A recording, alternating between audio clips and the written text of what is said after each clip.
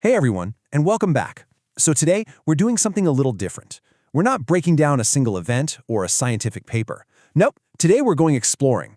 Our destination is this fascinating digital artifact that's been growing for decades, a personal blog called Donkey on the Edge. It's a really incredible look at what happens when a life gets chronicled online, piece by piece, over a huge span of time. And you know, the blog's author gives us the perfect metaphor to guide us. The internet as a beach. Just think about that for a second. Stuff washes up, right? Some of it's beautiful, some of it's sharp, some of it's just forgotten. Tides go in, tides go out, and the whole landscape changes. And that's exactly how we're going to approach this. We're going beachcombing through a digital life. So let's get started. Let's take our first walk along this digital shoreline. What is the tide of time actually left behind on the sand? Well, as you're about to see, it's an incredible and pretty unpredictable mix. The very first thing that hits you is just the sheer scale of time here. I mean, you've got a memory of a 1985 student protest at Columbia University, and it's sitting right next to a post from this year about Gaudi's architecture. That's a 39-year span, all captured in one single digital space. That alone is just an incredible testament to the blog's longevity. And that really gets to the heart of what this is. This isn't a blog about just one thing. It's a collection of what the author calls digital flotsam and jetsam. You've got personal stories, political reactions, tech projects, quiet observations. It's the messy, wonderful, and totally unpredictable mix you'd expect to find scattered all over a real beach. Okay, so when you walk along any beach, you have to watch where you step. Right alongside that smooth sea glass, you're going to find some sharp-edged, broken things. This next set of discoveries we're looking at, well, these are those sharp objects, the posts that really grapple with the serious and, let's face it, often difficult issues of our time. This right here shows the blog acting as way more than just a diary. It's an act of bearing witness. The author sees something profoundly moving, the final words of George Floyd, and feels this need not just to share it, but to physically type it out, to remember. It's a really powerful way of saying, this happened, and this matters. And this engagement, it doesn't just stop with single events. The author also dives into these really challenging ideas, reflecting on how something like authoritarianism actually takes root. This isn't just a fleeting hot take. It's a space for real, sustained thought on some heavy, critical topics. And believe me, this collection of sharp objects is extensive. You find posts that champion digital rights with the EFF, others that analyze global economics. There's raw, angry poetry and even critiques of the management style of tech titans.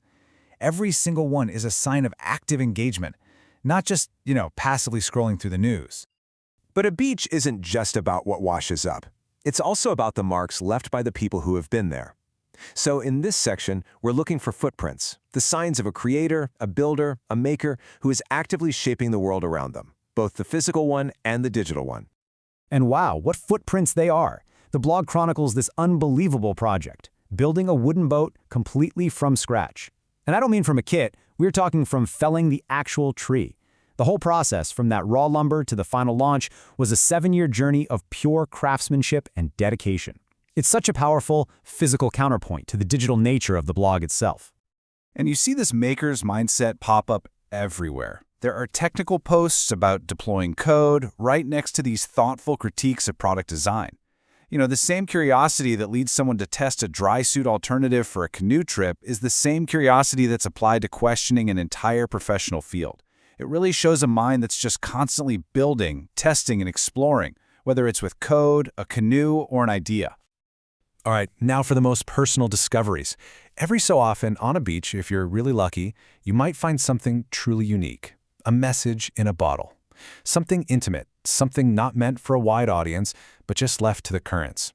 These next posts, they feel a lot like that. They're these little glimpses into the heart of the author's life. I mean, come on, this quote is just so wonderfully warm and specific. It's from a post about a letter from Granddad Jed, who is apparently never without his sketchbook. In just one sentence, you get this incredibly vivid picture of a beloved family member. This is the point where the blog becomes a family archive, preserving those small, beautiful details that really make up a life. And right alongside the joy, there's this profound quiet and nostalgia. A post titled simply, "The House is Empty," carries such an immense weight of personal history. Another one in French, La piscine accolée et chloé, points to a very specific memory, a place and people just frozen in time. These are the deep, personal currents running just beneath the surface. So, after our walk, what do we make of all this? We found political commentary, tech projects, deep personal memories, all of it scattered along the exact same shoreline. Let's try to zoom out now and look at the shape of the beach as a whole. And you know, what you discover is that this flotsam and jetsam, it's not random at all.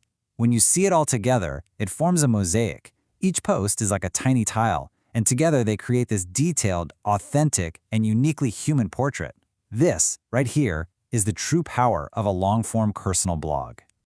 And this brings us to a really important distinction. This personal shoreline, curated by one person over decades, is fundamentally different from the algorithmic ocean of modern social media. The blog is built to last. It's a journal you can scroll back through for years. The feed is designed to be ephemeral, a fleeting stream it's constantly being replaced. One is a deliberate construction, the other is just a passing current. And that leaves us with a final thought to take away. As we all spend more and more time swimming in that algorithmic ocean, where content just appears and disappears in an instant, it's worth asking, what do we lose when we stop building our own enduring personal shorelines? What parts of our own story might be getting washed away with the tide?